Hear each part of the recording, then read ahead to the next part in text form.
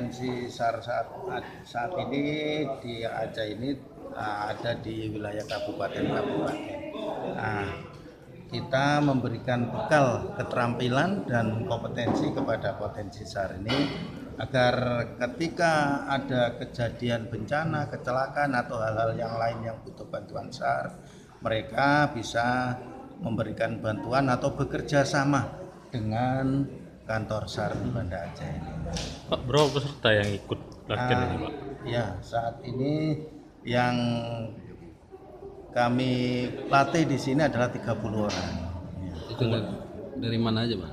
Ini dari seluruh kabupaten di Aceh ini, dari Satgas maupun dari potensi-potensi yang lain seperti TNI juga.